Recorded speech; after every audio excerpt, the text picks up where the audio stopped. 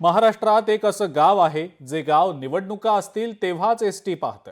या गावातील तरुणही लग्न कधी होणार असं प्रश्नचिन्ह घेऊन जगतात. आणि लहानगी मुलं ते वृद्ध दररोज 8-8 किलोमीटर पायी चालतात. काय आहे या गावाची नेमकी अडचण असा प्रश्न कदाचित तुम्हाला पडला असेल. जाणून घेऊया या स्पेशल रिपोर्टमधून.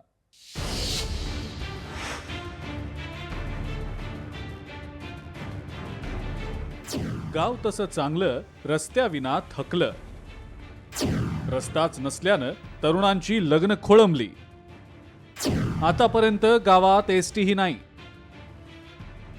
याला रस्ता कसा म्हणायचा असा प्रश्न तुम्हा आम्हाला पडू शकतो. पण प्रशासनाच्या कृपेनं हे गाव यालाच रस्ता म्हणतंय. पर्याय नसल्यानं त्यांना तसं म्हणावंही लागतंय. आणि याच रस्त्यावरून हे गावकरी तब्बल 8 किलोमीटर पायपीट करतात. यामध्ये तरुण असतात, वृद्ध असतात, विद्यार्थी असतात आणि नोकरदारही असतात. यातून चिमुकल्या विद्यार्थ्यांचीही सुटका नाही. ही गोष्ट आहे लातूरच्या देवणी तालुक्यातल्या वाघनाळवाडीची. या गावात साधी एसटीही येत नाही. एसटी येते ती फक्त निवडणुकीचे ईव्हीएम घेऊनच. रस्ता नसल्यामुळे इथं बस येत नाही. बस तर इथल्या गावकऱ्यांना आतापर्यंत पाहिलेलीच नाही. बस फक्त आम्हाला पाहायला मिळते फक्त इलेक्शनला बस आली त्या टायमालाच आकर्षाने बघते तिच्याकडं. आणि ती आहे ती पेट्या मतदानाच्या उचलून घेऊन गेले. इकडे कुणी बघायला तयार नाही, इकडे कुणी विचारायला तयार नाही. लहान लहान लेकरं 4थी पर्यंत शाळा इथं. आता ह्या लेकरांनी कसं करायचं? इथं रस्ता नसल्यामुळे वेळेवर माल आमचा मार्केटला जाईना. 10,000 9,000 चूर असली की 5,000 येऊन टिकलेले. सोयाबीन बी तसंच उराले सर. शेतकऱ्याची मजुरी असा खात बी आणायचं झालं की रस्ताच नाही. गावात वाहनच नाहीत सर. रस्ता नसल्यामुळे वाहनच नाहीत. फक्त एवढी उमेद आहे ती बी कवा तर कंपल्सरी दवाखाना ह्याच्यासाठी ती सज्ज राहतो. रस्ताच नसल्यामुळं गावातल्या तरुणांची लग्नच होत नाहीयेत. सोयरीक करण्यासाठी पाहुणे गावात येतात, मुलगा पाहतात, पसंत देखील करतात. मात्र होकार देत नाही.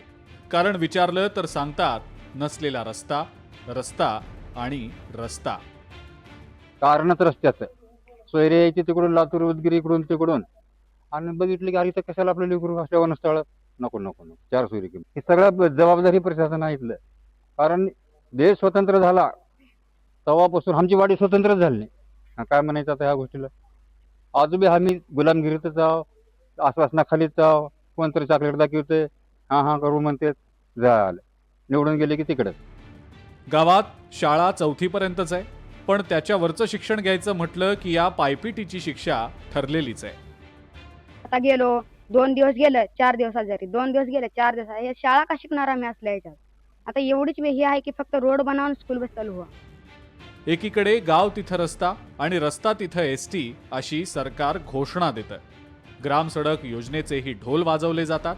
मात्र वाघनाळवाडीमध्ये हे वाजणारे ढोल पोहोचतच नाहीत. कसे पोहोचणार म्हणा? त्यासाठी रस्ता तर हवा ना.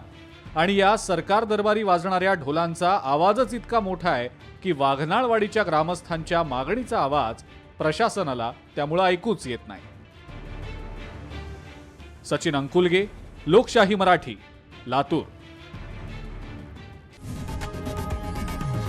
लोकशाही मराठी ऐका, पहा, जागरूक रहा.